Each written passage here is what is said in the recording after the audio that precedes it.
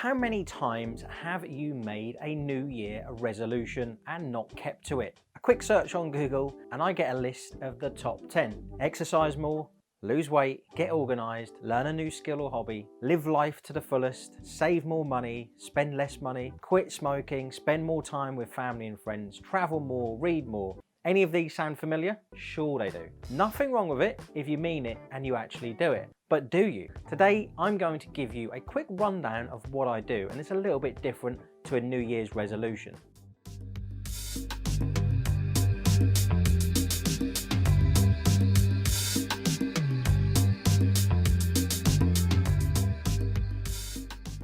What is going on, guys? If you are new to the channel and like personal development, then hit that subscribe button, and if at any point you like what you see, you can give it a little like.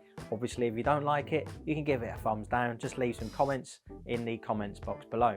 Despite the best intentions, once the glow of a fresh near you wears off, many people struggle to make good on their plans. According to a study published in the Journal of Clinical Psychology, only 46% of people who made a New Year's resolution were successful. Now that means over half of the people who set a goal for the new year will probably fail. Now, anyone that knows me well will know that I don't believe in New Year's resolutions.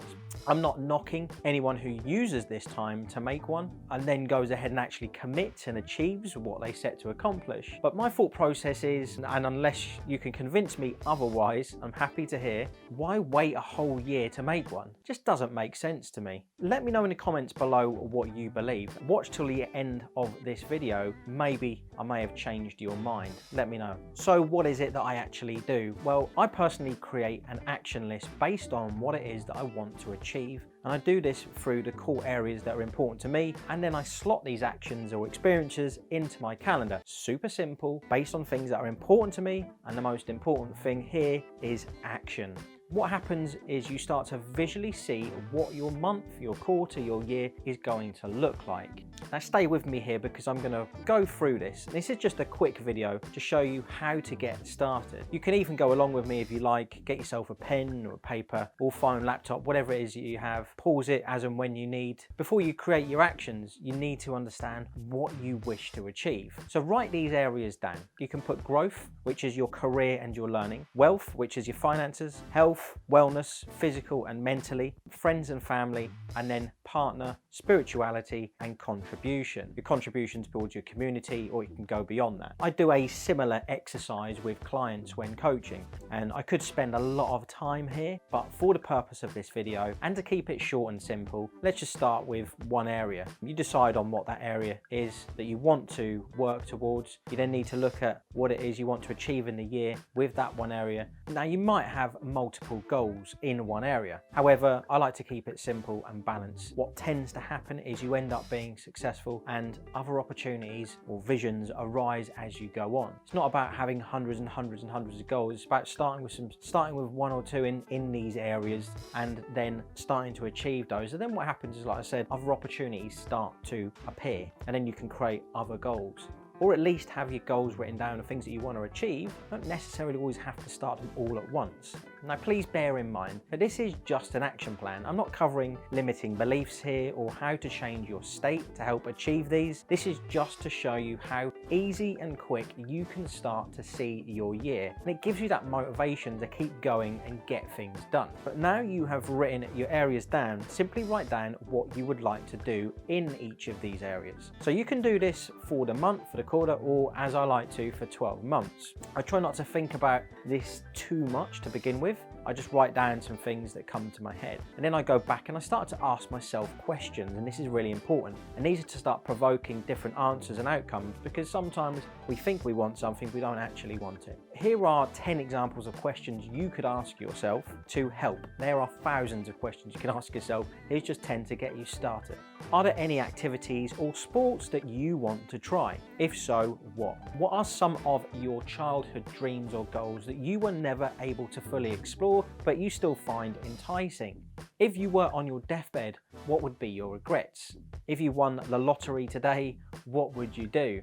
In what ways do you want to improve your mental health, your spirituality, your physical health?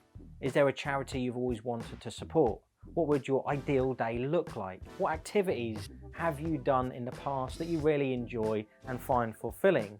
Is there some place you have always wanted to take your partner, your best friend or family? What would you do now if you knew that you wouldn't fail? Like I said, these are just some of the questions. There are thousands of questions you could ask yourself. These are just a few to get you going. So now you've got two different routes. You can start creating actions in your calendar, or you can start researching points you need more clarity on. For example, if you wanted to go and learn Muay Thai, how do you know where to learn this? What gyms are near you? You might decide to take 6 months off and go live in Thailand. Now, researching can also help you decide if it is something you truly want to do. Do you have the funds? Now, these are the sort of things you need to take into consideration. It depends on what it is that you're looking to achieve. But research, as I tend to find, like I said, this is what I do, helps me understand something in more detail. Sometimes we think we know about things, but we generally don't know a lot about it at all and what it actually entails. Okay, so now all you need to do is you need to get your calendar filled in with actions. This will probably require some kind of chunking, basically break up your big goals into smaller goals and then into actions. A lot of us tend to be over eager and grandiose when it comes to resolutions. So we have the best of intentions, but may accidentally take on a goal that might be too big for us at this stage. So it's good to divide these big goals into smaller ones that are way more achievable. Chunking these big goals is easier said than done at times though. So here are a few tips to help you make your massive goal more achievable. Create a list of subtasks, the actions that you will need to take to achieve whatever it is you want to achieve. Prioritize them, use some kind of visual map, align milestones to each task, decide how much time each task requires, allocate resources accordingly, and then focus on the next step, not the big goal. You need to take a little bit of time to do this and go through what it is that you're going to do to learn this new skill. For example, if it was Thai boxing, you need to research where to go, how much is it going to cost you, how much time does it cost, how long does it take to get there. You know, look, these are just little things that you might want to take into consideration. It might be that this is just, you don't need to go into this much detail. But generally I find this process helps me understand whether I really want to do this or not as well. And sometimes it puts you off. You think, oh, do I really want to do that? So it's entirely up to you how you do this. You can use a large calendar, one that you write in, a diary, which I've got this year, but I'm also going to get a big calendar I can write on so I can start to visually see. Or you can put it into your Outlook calendar. It's really up to you what you do here, but having it in there really helps. In summary, what I have gone through today is a snapshot of what I do. As you can see, it is not much of a New Year resolution, but rather a list of goals, planned and organised actions to help me towards achieving what it is I want to achieve. I consistently do this. It is always a work in progress. I do not wait until the end of the year to decide what I'm going to give up or start. This is constant. What should help here is the fact that you have a diary, a calendar filled with actions, things to do, people to see. All of these little things become steps towards your goals. And most importantly, they all have purpose. I hope that this is something that you found interesting or something that you might even give a go. Please leave some feedback in the comments of what you would do and whether you would actually take this activity up instead of a New Year's resolution. This is just something I've always done. I don't generally have this, I'm going to do something new because it's a new year. This for me is a work in progress consistently.